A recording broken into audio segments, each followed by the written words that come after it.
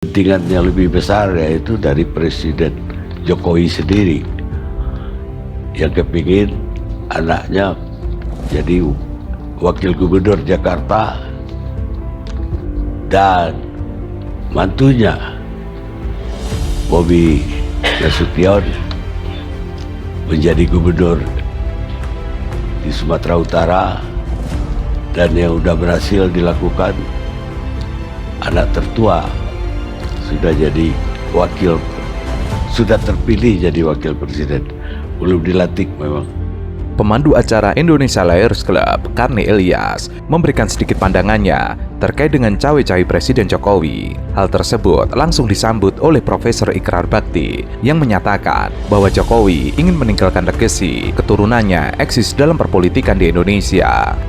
Di dalam pertemuan yang tadi Bang Karni katakan bulan Mei kemarin, itu kan Jokowi juga mengajukan supaya RK itu dipasangkan dengan Kaisang, kan? Nah, kenapa menarik? Karena Anda tahu kalau misalnya Kaisang harus memilih RK atau Anies, dia lebih memilih Anies, gitu kan? Ini kenapa saya katakan menarik? Entah ini adalah suatu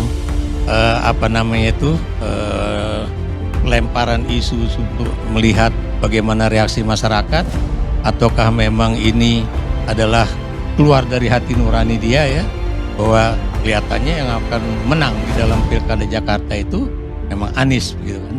Ya, tapi saya dengar ya dari sumber yang sangat dekat dengan Pak Jokowi bahwa Pak Jokowi nggak happy kalau Anies yang jadi. Hal senada juga diungkapkan oleh Ghis Khalifa. Ia mengatakan bahwa cawe-cawe Jokowi dan ingin menghalangi Anies Baswedan bukan kali ini saja, tapi sudah terlihat saat Anies Baswedan akan maju dalam Pilpres 2024 kemarin. Nah, dalam konteks ini kita tinggal melihat ke depan, apakah Anies akan mengalami kembali seperti saat maju Pilpres atau tidak. Semoganya tidak. Karena kalau saat maju Pilpres, institusi hukum seperti KPK digunakan untuk menghalangi Anies. Kan dipanggil 2 kali untuk kasus yang tidak ada sebenarnya. Nah, apakah yang ini akan kembali seperti itu dengan cara yang berbeda?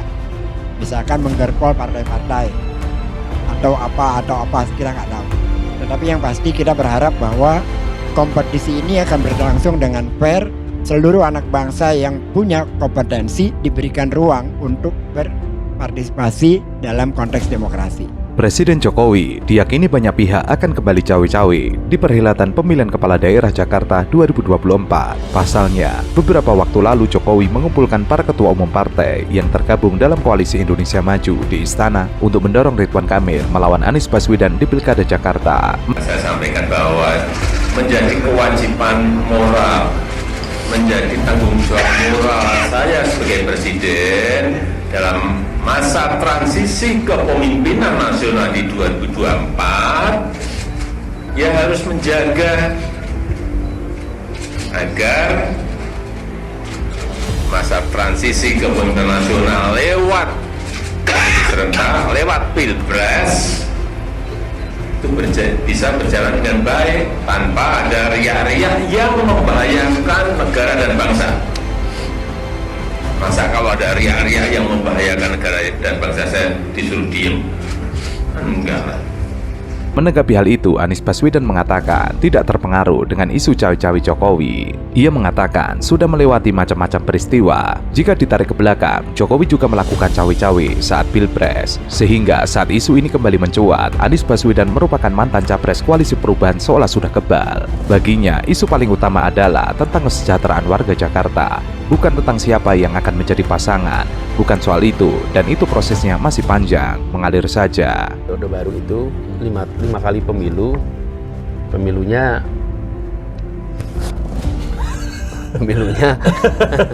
pemilu latihan.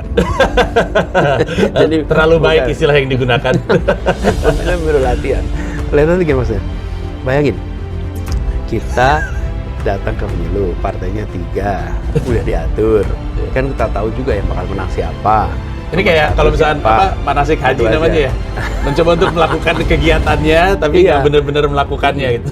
Tapi apa yang terjadi? Sebelumnya, Anies Baswedan belak-belakan memberikan penilaiannya terhadap Presiden Jokowi mengenai sikap berdemokrasi di Indonesia. Anies mengakui ada banyak urusan yang dipikirkan lembaga eksekutif, dalam hal ini Presiden dan Legislatif. Namun ia berharap hal berdemokrasi dalam Pilpres bisa menjadi perhatian khusus.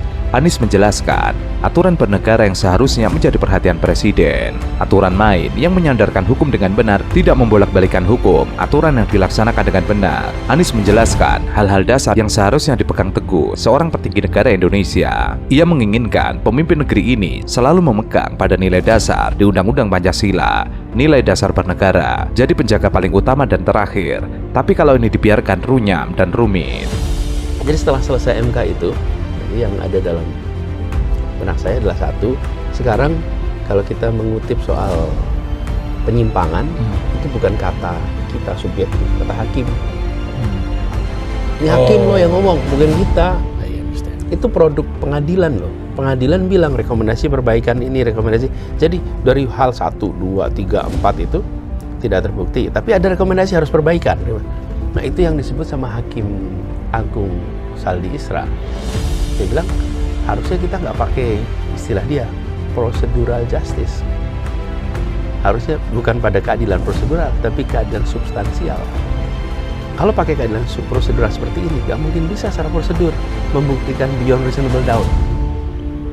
Karena sidang cuma 14 hari, saksinya cuma 18, tiap saksi cuma 20 menit.